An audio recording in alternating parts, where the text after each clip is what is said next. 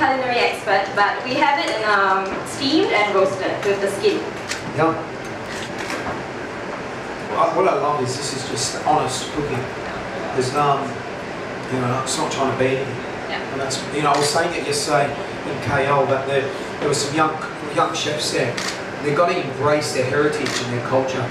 A lot of them get bamboozled because they're reading too many, you know, books of, you know, top chefs from around the world and trying to do that food, where they should just try and embrace their locality, their terroir, the stuff that is grown in the region.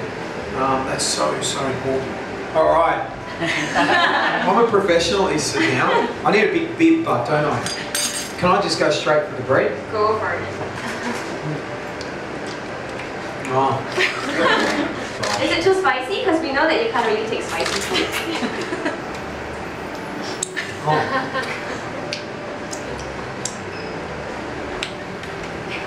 I'll make it. That is so good. I'm sorry, YouTube. That is so good. I mean, it's just gutsy, full of flavour, and that deep fried bread. Is there any more to say? Yeah, chili does react with me. I just sweat. It runs in the whole family. Obviously, I've grown up in an ethnic family where chili is not part of our diet. It's not saying I don't like chili. I actually love chili, but I just have to sit there with a mop, a bucket, rags. That is super delicious. That is absolute honest and yummy. That's got to be my favourite for sure. As cooks, you know, the worst thing you can do is not open your eyes and be inspired by other chefs, culture, religions, countries, everything. You know, if you don't do that, well then you're not a chef. That's going to learn. You know, so I land here, and so the first thing I want to do is eat. So just a little rundown. This is a green Greg salad. Obviously this time of year in Australia, or in Victoria in particular, tomatoes aren't in season. As much as I have arguments with customers because they tell me that they can get tomatoes at the supermarket, yeah, well, I'm just wondering where they come from, and obviously they're not coming from, you know, an ethical farm that, you know, we want to get our ingredients from. So this time of the year we're celebrating things like peas, broad beans, asparagus.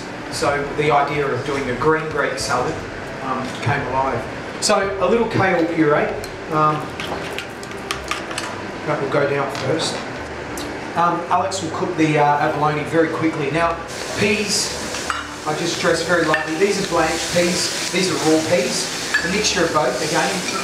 Obviously when you blanch the pea very quickly, it brings out its sweetness by keeping it raw. I don't know, I mean, for me that's nostalgic, sitting on the couch with mum popping peas and, you know, every second pea going in your mouth. It reminds me of sitting on the couch. So food must do that. So our abalone, as you saw, cooked very, very quickly. You know, it's just going to give it a bit more guts because it's quite a light dish with lots of greens. I just need something that's going to pep up those greens. So anchovy and some little onions that we've just cooked down, sweet and sour.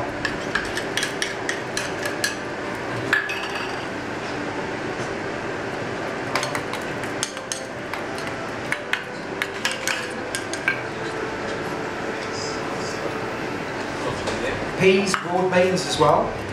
A little pinch of salt. We've got some fried kale, some raw kale, some raw asparagus. And again, just simply dressed.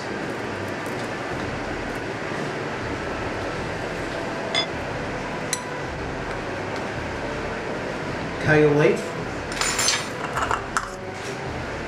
Some of these peas. And some crispy kale, just to make something super healthy, even more healthier. Deep fry. Okay. Creaminess. And then the last little touch is some freeze-dried herbs. And that's a little bit of fairy dust, just right at the end. Okay.